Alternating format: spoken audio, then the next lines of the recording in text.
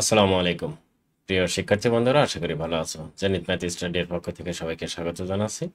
এখন আলোচনা করব অর্ধবার্ষিক পরীক্ষা 2025 এবং প্রি টেস্ট 2025, অর্থাৎ নবম দশম শ্রেণীর অর্ধবার্ষিক পরীক্ষা নিয়ে আলোচনা করব এবং প্রি টেস্ট এটি এমসিকিউ বোর্ডে পড়ার এমসিকিউগুলো এবং বৃত্ত সংক্রান্ত।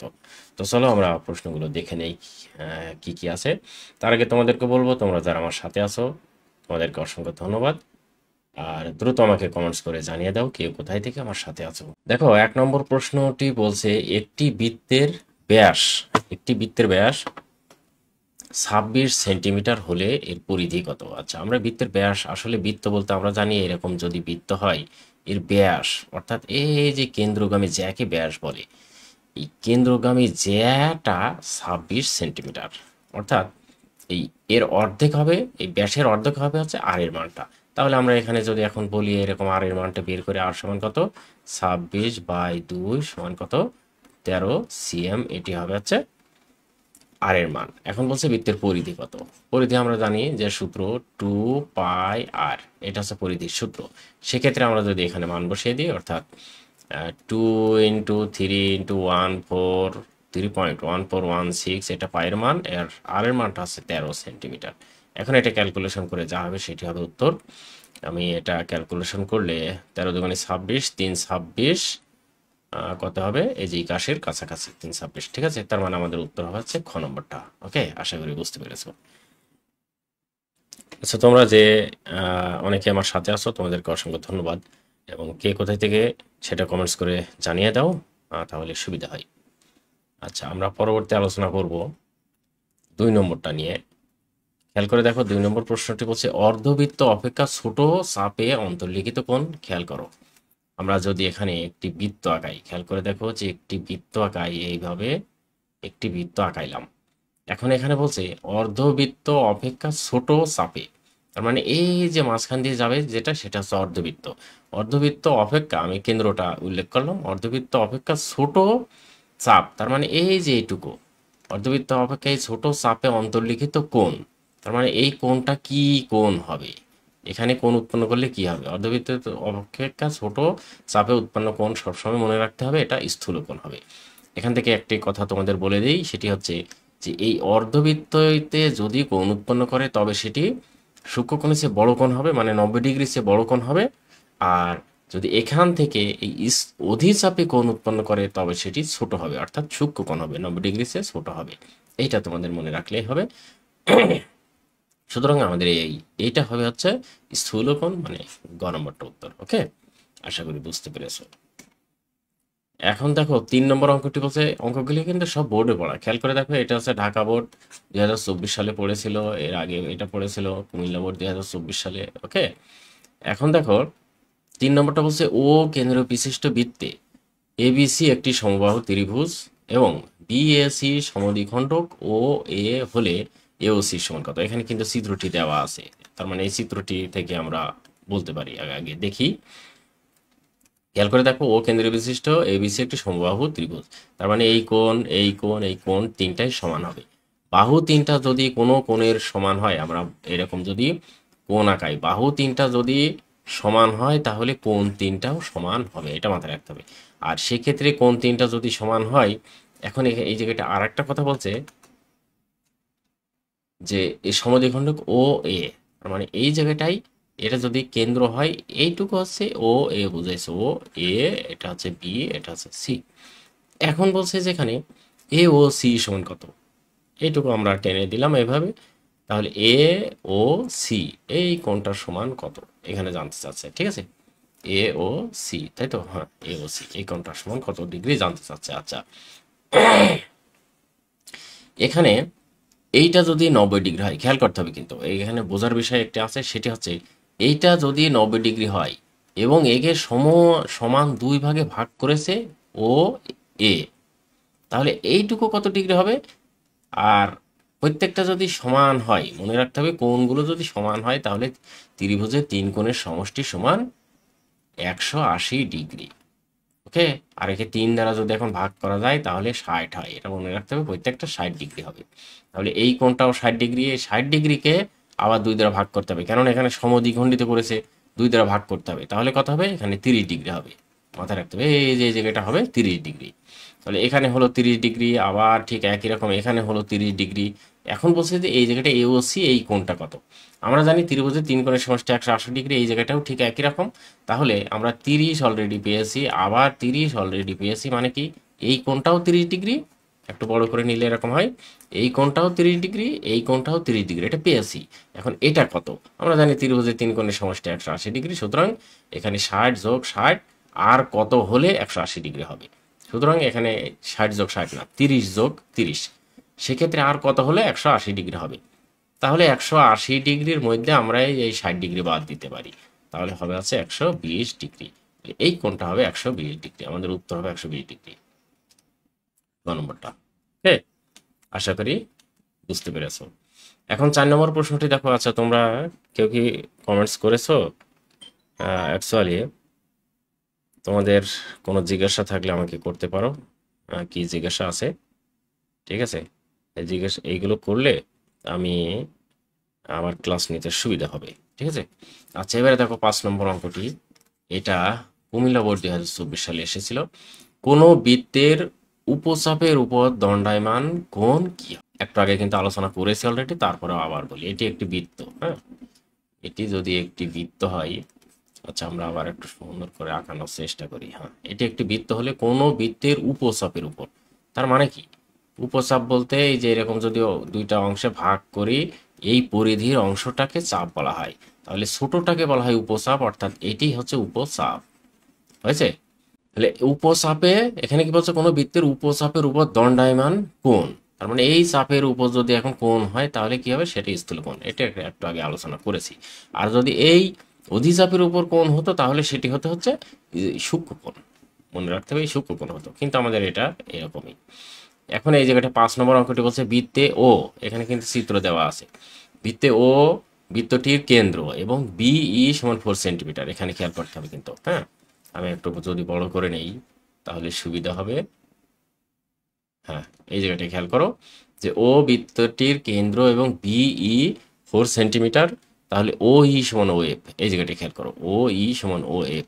এই যে ও ই, তার মানে যে এখান থেকে আরও একটু বড় করি, এখান থেকে এইটুকু সমান হচ্ছে কত? 4 সেন্টিমিটার। বিই সমান 4 সেন্টিমিটার, এই বিই সমান 4 সেন্টিমিটার, এটা হচ্ছে 4, আর এটা সমান, সেটা এখানে বলছে, মানে এইটুকু আর এইটুকু সমান সেটা বলছে এখানে। আর ও ই ও এফ হলে সিডি নির্ণয় করো, তার মানে এই টোটালটুকু নির্ণয় করো। আচ্ছা, আমি এই দিকে আমাদের যাওয়ার প্রয়োজন নেই, আমরা এদিকে হিসাব করলে এদিকে পেয়ে যাব, কেননা এখান থেকে এ বি এবং এখানে এই যে এ সি সমান, এটা মাথায় রাখতে হবে। তাহলে আমরা এ বি এর মানটা যদি বের করি তাহলে এ সিটা পেয়ে যাব।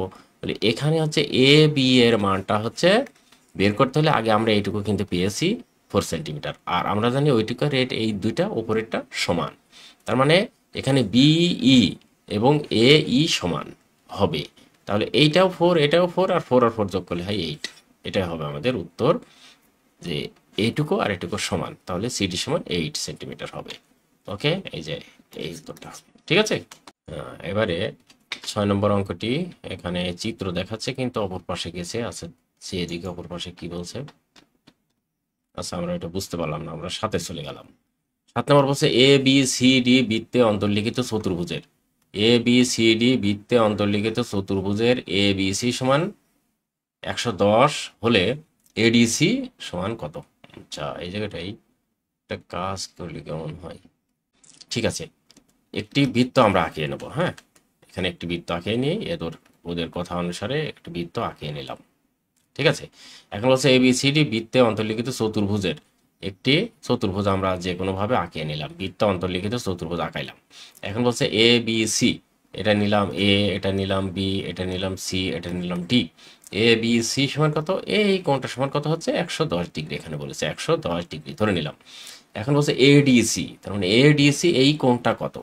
এই জায়গাটি একটি সূত্র আছে, খুবই সহজ একটি সূত্র, সেটি হচ্ছে বৃত্তে অন্তর্লিখিত চতুর্ভুজের বিপরীত দুই কোণের সমষ্টি 180 ডিগ্রি। তার মানে এই কোণটা এবং এই কোণটা দুইটা হচ্ছে 80 ডিগ্রি হবে। এখানে অলরেডি 110 ডিগ্রি একটা পেয়েছি, এখন 180 ডিগ্রির ভিতরে যদি 110 ডিগ্রি বাদ দেওয়া যায় সেক্ষেত্রে কত ডিগ্রি হবে? 70 ডিগ্রি। উত্তর হবে আমাদের হচ্ছে 70 ডিগ্রি। ঠিক আছে, এটাও একটা বোর্ডে পড়া অঙ্ক। খেয়াল করে দেখো 8 নম্বর অঙ্ক যশোর বোর্ড 2024 সালে এসেছিল, বরিশাল বোর্ড 2024 সালে এসেছিল। বৃত্তে অন্তর্লিখিত সামন্তরিক একটি, খেয়াল করে দেখো বৃত্তে অন্তর্লিখিত সামন্তরিক একটি, এই যে এখানেই তো আছে, এই এটাই আমরা যদি বোঝাই উপরে বৃত্তে অন্তর্লিখিত এটি একটি সামন্তরিক ধরে নিলাম। হ্যাঁ, এই সামন্তরিক, সামন্তরিক মানে কি, এটা যদি আরেকটু ছোট করি তাহলে এরকম হয়, এই যে মনে করে একদম সমান, এখান থেকে এটুকু যেটুকু এইটুকু একদম এরকম বৃত্ত অন্তর্লিখিত একটি সামন্তরিক ধরে নিলাম। অথবা এইরকমও যদি সামন্তরিক বৃত্ত অন্তর্লিখিত সামন্তরিক হয় না, এটা মাথায় রাখতে হবে। হ্যাঁ, তাহলে এই বৃত্ত অন্তর্লিখিত সামন্তরিক এইভাবে এইরকম যদি হয়, এইরকম করে আবার মাঝখান দিয়েই যদি হয়, তাহলে মনে রাখবা সেটি একটি আয়তক্ষেত্র হবে। কেননা এইটাও সমান হবে, এটাও সমান হবে, এটাও এটা, বৃত্ত অন্তর্লিখিত সামন্তরিক একটি আয়ত, এটা মাথায় রাখবা। তাই উত্তর হচ্ছে এটা। 9 নম্বর প্রশ্নটি দেখো, বৃত্তে অন্তর্লিখিত কোনো চতুর্ভুজের একটি কোণ 75 ডিগ্রি হলে বিপরীত কোণের পরিমাণ কত? এই অঙ্কটি কিন্তু একটু আগে পড়েছি, সেম অঙ্ক। এরকম একটি বৃত্ত নিলাম, সেই বৃত্তে অন্তর্লিখিত একটি চতুর্ভুজ আমরা ধরে নিলাম, এইরকম চতুর্ভুজের একটি কোণ 75 ডিগ্রি, এই কোণটা ধরে নিলাম 75 ডিগ্রি, তাহলে এই কোণের বিপরীত কোণ, তার মানে এই কোণটা কত এখানে জানতে চাচ্ছে। আমরা জানি যে এই জাতীয় কোণ যদি হয় তাহলে এই কোণটি দুইটি কোণের পরিমাপের যোগফল 180 ডিগ্রি হয়। সেক্ষেত্রে আমরা 180 ডিগ্রির ভিতরে যদি 75 ডিগ্রি বাদ দেই তাহলে আমাদের থাকতে আছে 5, আচ্ছা 5 ডিগ্রি, হাতে থেকে 1 সমান 8, 8 শূন্য, এত 105 ডিগ্রি। ঠিক আছে, তাহলে আমাদের উত্তরে যে গ নম্বরটা 105 ডিগ্রি। ওকে, এখানে বলছে 10 নম্বর অঙ্কটি কুমিল্লা বোর্ড 2025-24 সালে, এইটা বলছে যে ও কেন্দ্রীয় বিশিষ্ট বৃত্তে ও এ একটি ব্যাসার্ধ। আমরা ও কেন্দ্রীয় বিশিষ্ট একটি বৃত্ত আঁকাইলাম, এই ও কেন্দ্রীয় বিশিষ্ট একটি বৃত্ত আঁকাইলাম আমরা। হ্যাঁ, এখন বলছে এ বিন্দুতে কয়টি স্পর্শক অঙ্কন করা যায়? ও এ একটি ব্যাসার্ধ ধরে নিলাম, ও এ একটি ব্যাসার্ধ এরকম। এখন এখানে বলছে যে এটা আছে ও, এটা আছে এ। এখন এই এ বিন্দুতে কয়টি স্পর্শক আঁকা যায়? ও কেন্দ্রীয় বিশিষ্ট বৃত্তে ও এ একটি ব্যাসার্ধ, ও বিন্দুতে কয়টি স্পর্শক আঁকা যায়? একটি আঁকা যায়, কারণ এখানে আছে না, এখান থেকে জাস্ট একটি ব্যাসার্ধ স্পর্শকই হবে, এর বেশি আর হবে না, সুতরাং একটি স্পর্শক আঁকা যায়। তারপরে দেখো 11 নম্বর, 5 সেন্টিমিটার ও 3 সেন্টিমিটার ব্যাসার্ধ বিশিষ্ট দুইটি বৃত্ত পরস্পরকে বহিঃস্পর্শ করলে, খেয়াল করে দেখো এটা কিন্তু 11 নম্বর অঙ্কটা। হ্যাঁ, লাল নিয়ে নিলাম 11 নম্বর অঙ্কটি। এটা বলছে দুইটি বৃত্ত, আমরা এখানে একটি বৃত্ত নিলাম, এটা হচ্ছে 3 সেন্টিমিটার, 3 সেন্টিমিটার ব্যাসার্ধ। আর একটি বৃত্ত নিলাম, এটার হচ্ছে 5 সেন্টিমিটার ব্যাসার্ধ, যেখান থেকে এইটুকু হচ্ছে কি শুধু এইটুকু 5 সেন্টিমিটার। এখন বলছে যে এই বৃত্ত দুইটি পরস্পরকে বহিঃস্পর্শ করলে বৃত্তদ্বয়ের কেন্দ্রদ্বয়ের দূরত্ব কত? তার মানে এটা হচ্ছে কেন্দ্র, এইটা, আর বড় বৃত্তের কেন্দ্র আছে এটা। এখন 3 + 5 = 6, তাহলে আমাদের সরি 8। এখন বলছে বৃত্ত দুটির মধ্যবর্তী দূরত্ব কত? এই যে 8 সেম, 8 সেন্টিমিটার আছে। আচ্ছা হলো, এবারে 12 নম্বর একটা অঙ্ক বলছে, খেয়াল করে দেখো যে দুইটি বৃত্ত পরস্পরকে ছেদ করলে তাদের মধ্যে সর্বোচ্চ কয়টি স্পর্শক অঙ্কন করা যায়? দুইটি বৃত্ত পরস্পরকে ছেদ করলে, আচ্ছা দুইটি বৃত্ত আমরা আগে একটা ছেদ করাই, দুইটি বৃত্ত, এর একটি বৃত্ত আর একটি বৃত্ত এইভাবে ছেদ করলো, তাদের মধ্যে সর্বোচ্চ কয়টি স্পর্শক আঁকা যায়? এই যে এখানে একটি স্পর্শক, এই যে এখানে একটি স্পর্শক, তার মানে দুইটি স্পর্শক আঁকা যায়, দুইটি স্পর্শক আঁকা যায়। ওকে, আচ্ছা 13 নম্বরটি বলছে বৃত্তে বহিস্থ কোনো বিন্দু থেকে ওই বৃত্তে সর্বোচ্চ কয়টি স্পর্শক আঁকা যায়? আমরা এখানে একটু খেয়াল করে যদি করি, এটা একটি বৃত্ত, এই বৃত্তের সর্বোচ্চ কয়টি স্পর্শক আঁকা যায় বহিস্থ কোনো বিন্দু থেকে? এখান থেকে এখানে একটি স্পর্শক আর এই জায়গাটি একটি স্পর্শক, তার মানে এই একটি মোট দুইটি স্পর্শক আঁকা যায়। ওকে, এটি কিন্তু কুমিল্লা বোর্ড 2024 সালে এসেছিল। আরেকটি প্রশ্ন বলছে এখানে 14 নম্বর, সমকোণী ত্রিভুজের ক্ষেত্রে পরিকেন্দ্রে ত্রিভুজের কোথায় অবস্থিত? আচ্ছা, এটা আছে আমরা একটা সমকোণী ত্রিভুজ আঁকাইলাম, এই সমকোণী ত্রিভুজের পরিকেন্দ্র বলতে প্রত্যেকটা বাহুকে সমান দুই ভাগে ভাগ করতে হবে, অর্থাৎ সমদ্বিখ খণ্ডিত করতে হবে। তার মানে এটা হচ্ছে এ, এটা বি, এটা সি যদি ধরি, এসি বাহুকে যদি সমান দুই ভাগে ভাগ করে এরকম যদি আমরা টানি, আবার এইটাকে দুই ভাগে ভাগ করে যদি এরকম টানি, আবার এটাকে দুই ভাগে ভাগ করে যদি এরকম টানি, তাহলে এই অতিভুজের উপরেই হয়। মনে রাখতে হবে যে কত যেন পরিকেন্দ্র কোথায় অবস্থিত, এই অতিভুজের উপরে হবে। ঠিক আছে, এখানে লেখা নেই এই অতিভুজের উপরে, যেই রকম এরকম কাটাকাটি করলে এই মাঝখান দিয়ে যাবে। ঠিক আছে, এই হচ্ছে ছিল এই অঙ্কটা। এটি কিন্তু খুবই ইম্পর্টেন্ট। খেয়াল করে দেখো, ঢাকা বোর্ড 2024 সালে এসেছিল, রাজশাহী বোর্ড 2024 সালে, সিলেট বোর্ড 2022 সালে, দিনাজপুর বোর্ড 2019 সালে। কত ইম্পর্টেন্ট অঙ্কটি দেখেছো? ওকে, এইবার খেয়াল করে দেখো, এখানে 15 নম্বর একটা অঙ্ক, স্থূলকোণী ত্রিভুজের পরিকেন্দ্র কোথায় অবস্থিত। আচ্ছা, আমরা একটা স্থূলকোণ আগে আঁকাই, কি বুঝাই। এরকম একটি স্থূলকোণ আঁকাইলাম। স্থূলকোণ বলতে এই কোণটা 90 ডিগ্রির বড়। আচ্ছা, স্থূলকোণী ত্রিভুজে 120 ডিগ্রি ধরে নিলাম এটা। হ্যাঁ, স্থূলকোণী ত্রিভুজের পরিকেন্দ্র কোথায় অবস্থিত। আচ্ছা, পরিকেন্দ্র বলতে এই বাহুকে দুই ভাগে ভাগ করলাম, এই বাহুকে দুই ভাগে ভাগ করলাম, আবার এই বাহুকে যদি দুই ভাগে সমানভাবে ভাগ করি তাহলে বাইরে হয়। সুতরাং এটা কি ত্রিভুজের বহির্ভাগে অবস্থিত। ওকে, আশা করি বুঝতে পেরেছো। খেয়াল করে দেখো 16 নম্বর একটি অঙ্ক, একটি ত্রিভুজের তিনটি বাহুর দৈর্ঘ্য 3 সেন্টিমিটার, 5 সেন্টিমিটার এবং বাহু তিনটির দৈর্ঘ্য কত, 5 সেন্টিমিটার হলে পরিবৃত্তের কেন্দ্র কোথায় অবস্থিত। আচ্ছা, পরিবৃত্ত বলতে এইটা যদি এইরকম হয়, এটা 3 আর এটা 4 আর এটা যে 5 হয়, তাহলে এটি হচ্ছে সমকোণী হয়। মাথায় রাখতে হবে, সমকোণী ত্রিভুজ হয়। যদি সমকোণী ত্রিভুজ হয় তাহলে আমরা জানি যে এর পরিবৃত্তর কেন্দ্র অবস্থিত এই অতিভুজের উপরে। সুতরাং এটাকে দুই ভাগে ভাগ করলে, এই বাহুকে দুই ভাগে ভাগ করলে এবং এই বাহুকে যদি দুই ভাগে ভাগ করা যায়, এই যে পরিকেন্দ্র এখানেই অবস্থিত হবে, অতিভুজের উপরে অবস্থিত হবে। ঠিক আছে, আশা করি এটিও বুঝতে পেরেছো। তার মানে অতিভুজের উপরে হবে। এবারে 17 নম্বর বলছে 26 সিএম ব্যাস বিশিষ্ট বৃত্তের কেন্দ্র থেকে 5 সিএম দূরে অবস্থিত জ্যা এর দৈর্ঘ্য কত। এটা একটু কঠিন আছে। আগে 26 সিএম কে আমরা আর সমান কত পাইলাম, 13 সিএম পাইলাম, এটা বের করে নিলাম। এখন বলছে এত ব্যাসার্ধ বিশিষ্ট বৃত্ত, আমরা একটু বৃত্ত আঁকাইলাম যার ব্যাসার্ধ আমরা পেয়েছি অলরেডি 30। বৃত্ত থেকে, কেন্দ্র থেকে 5 সিএম দূরে অবস্থিত জ্যা।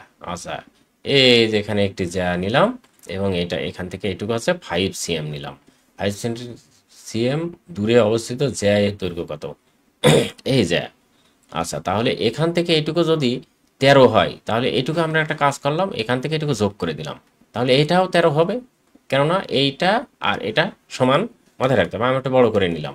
খেয়াল করে দেখো কিন্তু, তাহলে এই ব্যাসার্ধ এটাও তো ব্যাসার্ধ, তাহলে 13 হলো। ঠিক আছে, এইবারে কি বলছে, এখান থেকে এটুকু কিন্তু ধরেছিল 5, এই যে এখানে লেখা আছে যে 5। এখন বলছে যে অবস্থিত জ্যা দৈর্ঘ্য কত, অর্থাৎ এখান থেকে এটুকু টোটাল কত, টোটাল প্রয়োজন নেই, আগে আমরা এটুকু বের করি, এই যে এটুকু। আর এইটা বের করতে হলে মাথায় রাখবো যে এখান থেকে এটুকু যদি আমরা বের করি তাহলে সেটাই হচ্ছে, এটাকে ডবল করলে হয়ে যাবে, কেননা এটা অর্ধবৃত্ত। এই যে এভাবে যদি এটা যোগ করি তাহলে কিন্তু এটা সমান, এটি একটি লম্ব হয়।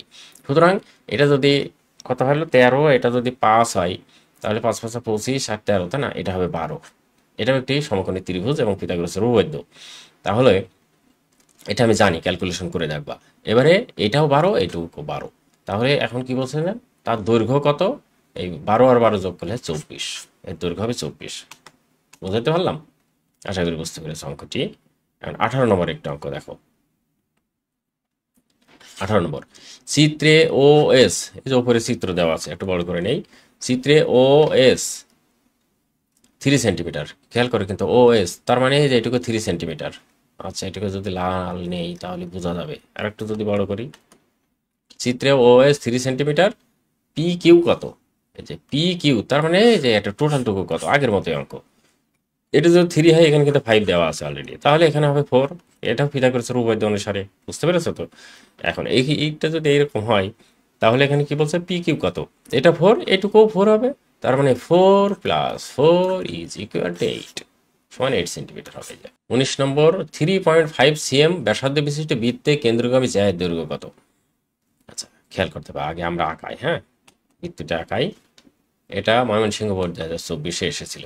3.5 সেন্টিমিটার ব্যাসার্ধ বিশিষ্ট বৃত্তের, আচ্ছা এই যে একটি ব্যাসার্ধ বিশিষ্ট বৃত্ত আঁকাইলাম, ব্যাসার্ধ বিশিষ্ট, এখান থেকে এটুকু ব্যাসার্ধ করলাম 3.5। এখন বলছে কেন্দ্রগামী জ্যা এর দৈর্ঘ্য কত।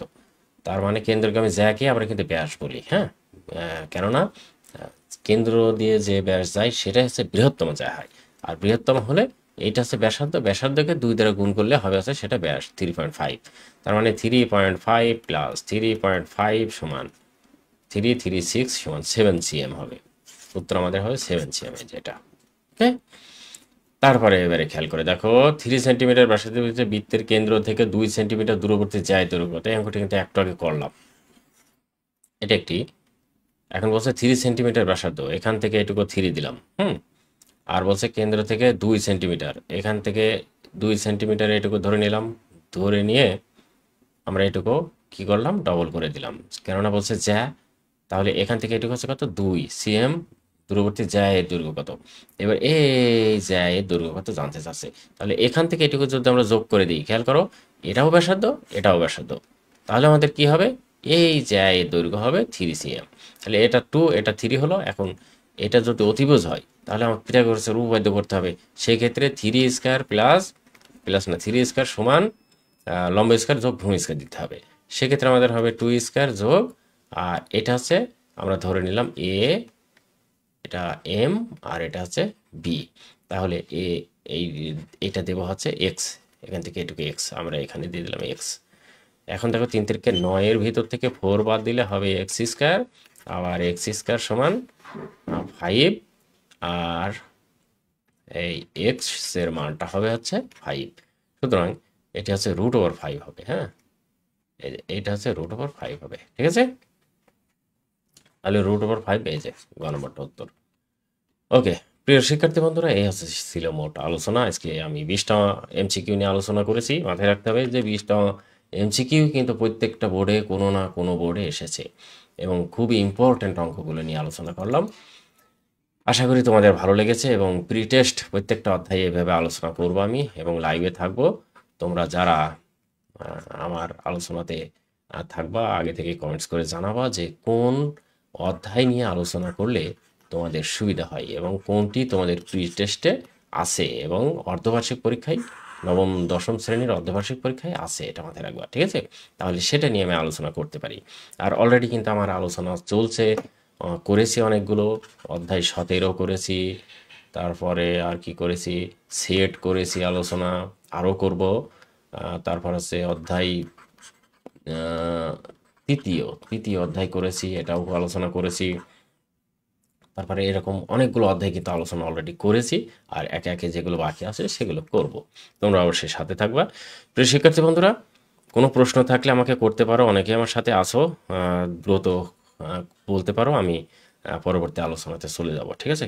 ঠিক আছে শিক্ষার্থী বন্ধুরা, তোমরা ভালো থাকো, সুস্থ থাকো, তোমাদের মঙ্গল কামনা করে আজকের মতো আমার লাইভটি শেষ করছি। আগামী লাইভে আবার দেখা হবে ইনশাআল্লাহ। আল্লাহ হাফেজ।